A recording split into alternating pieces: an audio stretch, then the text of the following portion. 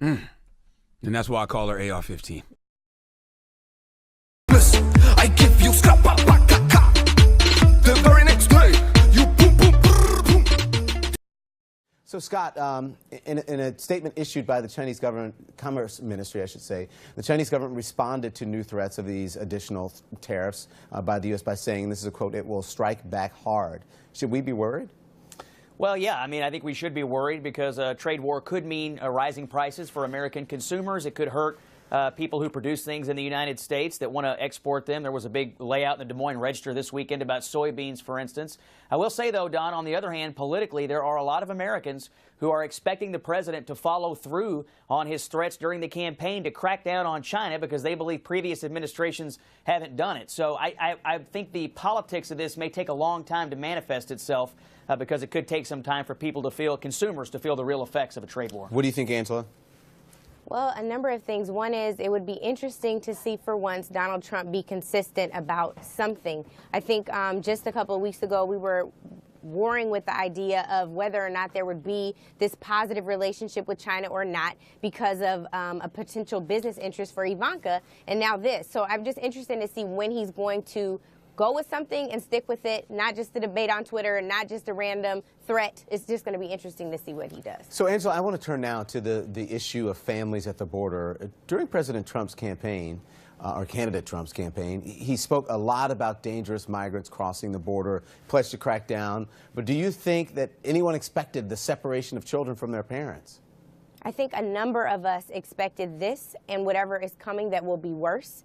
I think shame on all of us who were not able to stop this very dangerous man in his tracks during the election. We knew what he thought about migrant families, about immigrants, regardless of how they got here. During the campaign, the very first day of his campaign, Don, we know that he said that there were drug dealers and rapists crossing the border. Now he's saying murderers. So I think the reality of it is we knew exactly who he was. We know exactly who he is and who he's going to be. Now it's up to us and those in elected of office to hold him responsible. Dianne Feinstein has a bill that she's introduced, and it is up to every courage-less, courage-lacking Republican to sign on to this bill and ensure their support for these families. This is child abuse at the border and needs to be stopped immediately. Scott, do you have any concern that the more hardline immigration hawks in the party are winning the debate?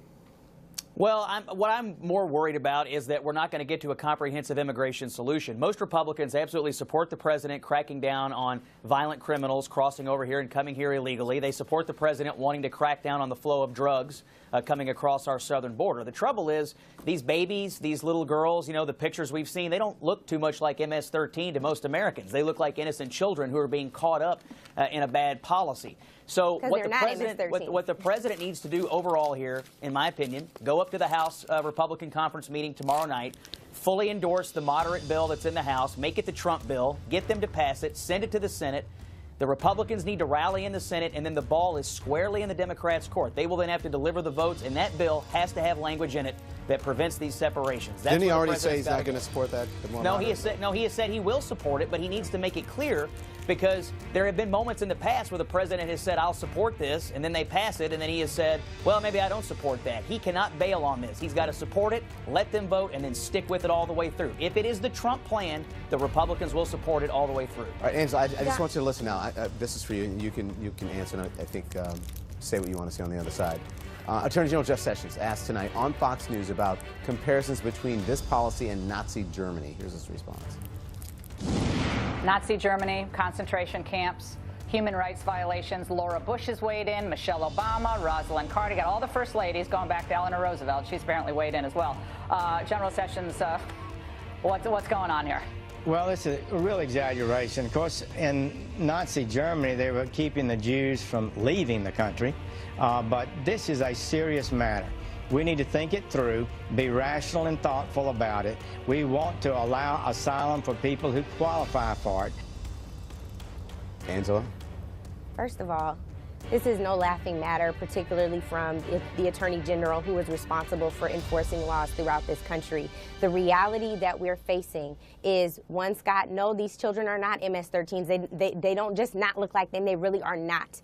I also want to address your point about the Democrats need to rally the votes. I'm sorry, I'm trying to figure out when the Democrats became the majority in the Senate or the House. Well, and then finally, I hate to have to explain rudimentary Senate procedure to you, but there'll have to be 60 votes in the Senate. I'm There'll have to be 60. We have 51. You all have to come up with 9. I'm going to tell you what. Here's the thing. You don't ever have to explain anything rudimentary to me. So be clear. You know. Be very clear. No, so what I'm telling you is you should know that they have more than enough votes to do what they need to do. If there was a good do they member, have 60? Can you count the 60? We have 51. The wow. Democrats have Let to me send tell 9. you. Come So on. the problem, no, you come on. You better watch it, Scott. Seriously. What I'm trying to tell you is that you have a majority, and so it's up to the Democrats, a small number, to come up with the rest.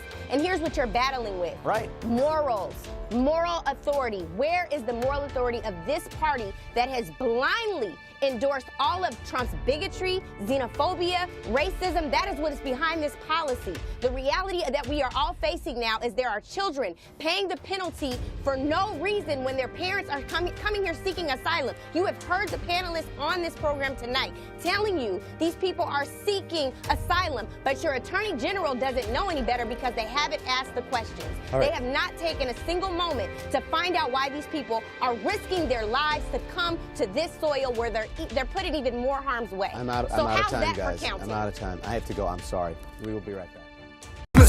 I give you scrap